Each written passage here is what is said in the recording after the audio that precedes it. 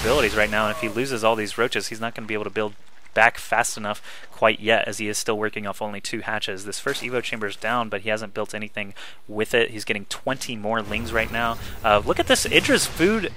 His minerals and gas are over 1,000 each. He just does not have the larva. Look at that, 0 larva at this one, 0 larva at this one. Still has 800, 900 resources. His upgrades pretty much all done. He could get tunneling claws, but don't see how that would really help him very much. Banelings coming in all the time. Still just has a ton of minerals and gas up there in the top right.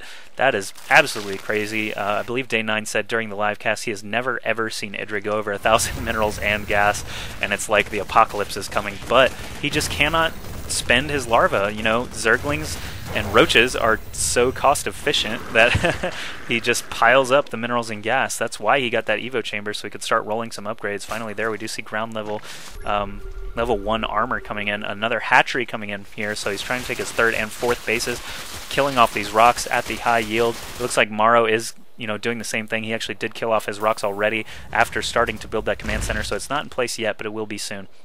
Look at all these bio units here, 2 SCVs for MorroW going around scouting, probably sending 1 over to this base and 1 over to the high yield just to see if IdrA's expanding. There he does confirm it. The roaches are there to clean out the SCVs, of course, but he saw basically what he wanted to see. Centrifugal hooks for these banelings are finished, but now MorroW is moving in with a very large force of Marines and Marauders. He stemmed a little early there. You really don't have to stem until you're in range of things, because otherwise you've got valuable seconds. You're trading valuable seconds for valuable life on all these units, but doesn't really matter much to MorroW. He did get a stem off there and didn't kill anything, so he's going to need some medevac support here relatively quickly. Finally, he is getting reactor on the starport. It looks like he is making siege tanks now as well and getting that siege tech. So bio with tanks, always a scary thought for Zerg players. His command center is finished here at the high yield, but he has not transferred it over yet. He is a little bit broke, so he probably wants to get started on that soon. A little bit of a, you know, oversight. Finally, he does start floating it over there. MorroW at 141 food against IdrA's 126, so having any food advantage against Zerg is actually a good position to be in, and the fact that he's getting siege tech now will thin out the number of those lings and banelings very quickly. Splash damage is just great against banelings, especially if you can keep your tanks and your bio forces in good positioning. So IdrA does get this base up and running finally. It's already saturating very quickly. He's already got a queen up. He's throwing up 2 spine crawlers here. However, stim marauders of that size of a force will be able to take those out extremely quickly with just a stim. It looks like a drop is incoming for... Oh, IdrA doing a good job spotting this drop. These 2 medevacs were spotted, so just sending overlords all over the place just to make sure MorroW is not getting too far ahead. Look at all these banelings responding very quickly. Very good job by IdrA. MorroW drops way back here to try and kill off an overlord. May or may not even get to do it. Now he's focusing on this Evo chamber. Does he get the Evo chamber? Yes, he does, but these banelings, fungal growth, nice fungal growth from these infestors. Infested Terrans coming down, going to be able to shoot away at these medevacs. Looks like MorroW did a little bit of a miss micro, and his medevacs just kind of floated around in a weird spot. I think MorroW did actually try to move in here at the south while that drop was going on, but IdrA had none of it, and instead was able to repel that. IdrA moving in now. I don't like this decision because this is the closest he's been in food all game. These banelings are all trapped behind the roaches. The siege tanks are in great positions to blast away at those banelings and roaches. So IdrA's positioning was a little bit of a failure there, trying to kill off that bunker and siege tank line. Notice MorroW actually put supply depots up here too to soak baneling shots. Pretty interesting stuff there, but I also don't like this. Ultralisk Cavern coming in at his most exposed base. He's even getting a high yield back here. If the Ultra Cavern was right here next to this baneling nest, it would still be susceptible to drops, but at least it'd be a more, I don't know, a little bit more hidden than right here at the most exposed base. That's the one MorroW's been attacking, so I don't like that move. If he loses that tech, he's going to just fall even farther behind. But now that the Ultra Cavern is done, we see 1 Ultralisk coming in. Adrenal glands for those Zerglings are done. He got up to Hive without me really noticing, but we knew he had an infestation pit because of the infestors that fungled those medevacs.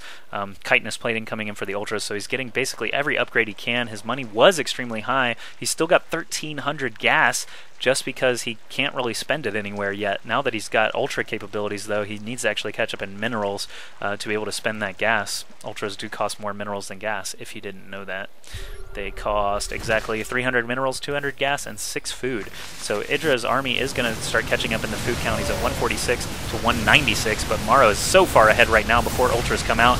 Stim goes off, Fungal Growth goes off, Banelings come crashing into this huge force of MorroW. These siege tanks are still alive and well, though.